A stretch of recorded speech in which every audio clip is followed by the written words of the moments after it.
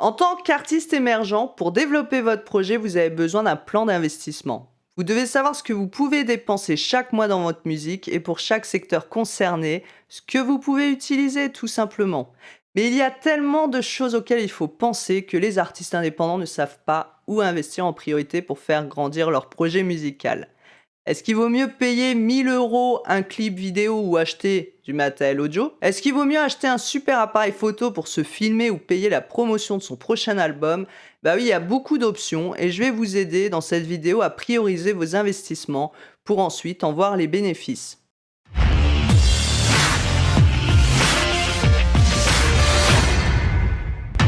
Donc si vous avez décidé d'investir dans votre musique, vous êtes un artiste entrepreneur et comme toute entreprise, il faut savoir dépenser avant de gagner parce que la visibilité, ça ne se fait pas en claquant des doigts. Le premier conseil, c'est de séparer vos comptes bancaires. Parce que comme pour toute entreprise, pour mieux gérer les dépenses et les revenus, c'est un conseil précieux d'avoir un compte pour votre vie personnelle et votre musique.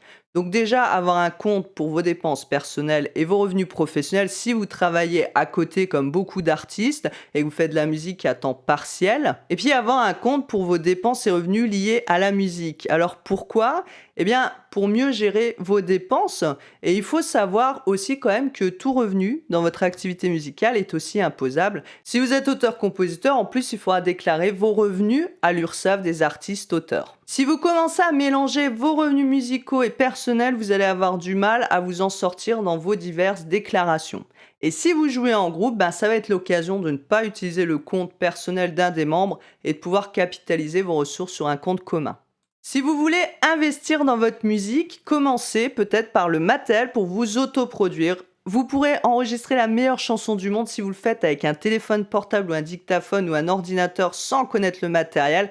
Votre chanson sera de piètre qualité et inutilisable. Aujourd'hui, le matériel audio est accessible. Vous pouvez vous procurer un bon logiciel de production musicale, un micro de qualité et une bonne carte son pour moins de 500 €.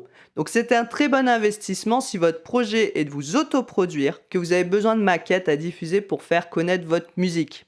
Et si vous n'avez aucune connaissance en enregistrement et mixage audio, cet investissement vous permettra déjà de produire des maquettes. Et si un label ou une maison de disques ou un producteur est intéressé par la suite, il pourra produire le master et vous allez gagner l'argent que vous auriez dépensé en studio. Si vous souhaitez vraiment avoir une belle production et ne souhaitez pas passer du temps dessus, vous devrez passer par la case studio. Mais vous pouvez aussi investir dans votre temps et vous serez gagnant sur le long terme en vous formant à la production musicale. Le développement des compétences est aussi un atout et vous avez des formations payantes, des cours individuels, mais aussi de nombreux tutos en ligne gratuitement, donc vous n'avez pas d'excuses. Ensuite, investissez dans la publicité. Parce que la publicité, c'est le meilleur moyen de toucher de nouveaux fans et de vous faire connaître pour développer votre fanbase.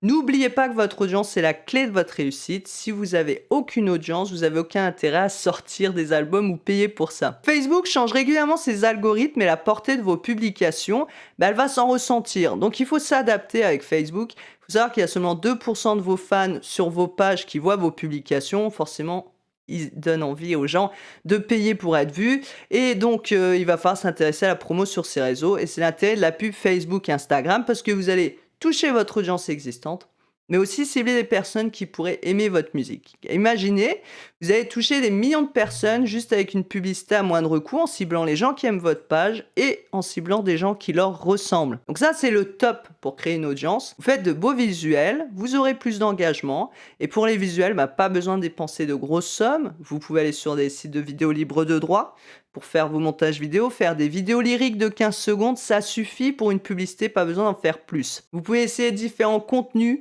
des clips courts avec votre musique, les coulisses, vous en studio, enfin il y a plein de choses à faire. Voyez quel type de post va fonctionner le mieux et avec quelle audience. Et si vous ciblez correctement vos fans potentiels et que votre message attire l'attention, vous allez augmenter rapidement votre fanbase pour un petit budget. Là, je vous donne un petit tips pour les spécialistes de la publicité. Surtout, ne boostez pas vos pubs avec le petit bouton bleu. Utilisez plutôt Business Manager de Facebook qui vous propose plus d'options et permet d'utiliser le miraculeux pixel qui va vous permettre de recibler, de retargeter, comme on dit en English, les gens qui sont venus sur vos sites web.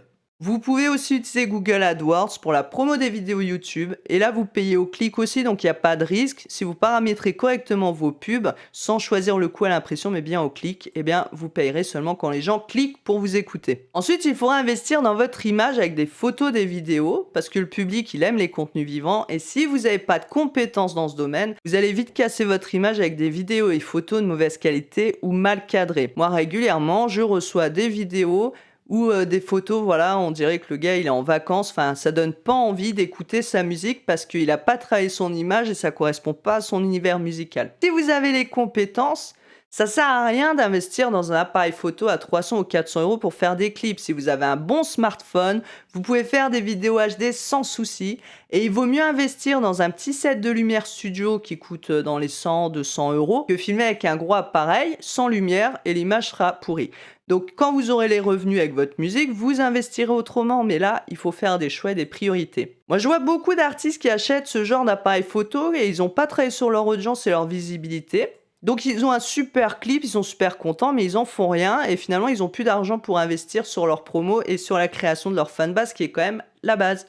Et pour la production musicale, c'est pareil, la sortie d'un album, faire un clip de fou à 1000 euros si personne ne vous connaît, ben ça sert pas à grand chose. Alors un petit tips qui vient d'attaché de presse et de booker, ben voilà, pour ceux qui souhaitent booker des concerts et faire de la scène, les tourneurs et attachés de presse préfèrent avoir de bonnes vidéos live que des clips musicaux. Ah, ils veulent vous voir sur scène, voir comment le public interagit. Alors investissez plutôt dans des vidéos pendant vos live sessions. Déjà, ça vous coûtera moins cher. Elles seront plus utiles pour vous développer par la suite. Si vous n'avez aucune compétence, ben vous avez toujours le choix, soit de vous former, soit de payer un professionnel, à vous de voir. Il faut que lorsque le public écoute votre musique sur les médias sociaux, la vidéo permette une connexion en plus et soit en cohérence avec votre univers musical. J'ai déjà dit, c'est important. Et pour trouver de nouveaux fans, vous devez avoir des visuels en béton. Ça va augmenter l'engagement et vos chances d'avoir une bonne presse derrière. Donc, en plus, faire un visuel, une vidéo, vous pourrez l'utiliser de multiples façons sur diverses plateformes sociales. Ça vous servira de teasing, de pub, de promo. Enfin voilà, vous pourrez faire plein de choses avec un seul visuel, une seule image, un seul clip. Donc voilà, profitez-en, planifiez tout ça, organisez-vous et vous avez du contenu sur les mois à venir. Il faut aussi investir pour vos événements live si vous faites du live parce que le public aime écouter la musique mais voir aussi les performances en live. Mais le public aime pas non plus assister à un concert avec un son qui va casser la tête, où il n'y a pas de lumière sur scène et le matériel tombe en panne toutes les 2 minutes. Alors, si le live c'est votre truc, investissez dans un petit jeu de lumière, dans une bonne sono et dans des instruments convenables. C'est pas la peine de payer du matériel à 10 000 euros. On veut juste que vous choisissiez un équipement qui fonctionne et qui casse pas la tête. Si votre performance n'est pas de qualité visuelle et si le son n'est pas de qualité, vous aurez beau être des super musiciens, les gens y reviendront plus. Et vous savez très bien comment fonctionne le bouche à oreille, hein. Une personne qui a été déçue va en parler à 20 personnes autour d'elle qui vont en reparler autour d'elle et c'est bon, votre carrière elle est fichue. Et vous, est-ce que vous imaginez que vous serez capable de payer pour un concert? Vous arrivez, les musicos ils sont même pas apprêtés, la scène elle est bordélique et le matos il est merdique. Alors ne rigolez pas parce que franchement ça arrive souvent dans les cafés-concerts et ça donne pas une bonne réputation aux musiciens concernés et ni aux musiciens en général. Les gens en fait font des généralités après avoir vu tourner quelques groupes qui font aucun effort pour le public, ils garderont cette image de la musique. C'est tout simplement ce qui va différencier les pros et les amateurs. C'est pas le fait d'être payé ou d'être sur une grosse scène en fait qui va faire que vous êtes un pro, mais la qualité que vous donnez au public et votre jeu de scène aussi, parce que combien de groupes jouent pour se taper un délire entre les membres du groupe, on va dire, et ils participent pas du tout avec le public, et ça franchement c'est pas top et ça va pas motiver les gens à aller voir du live. Vous pouvez faire aussi, surtout en ce moment, des live streams, mais c'est la même chose, investissez dans du matériel audio, une carte son, un micro, un petit jeu de lumière, soignez le cadre, utilisez un smartphone de qualité ou une webcam HD pour diffuser votre live. Ah, pour conclure cette vidéo, je sais que vous avez chacun des priorités.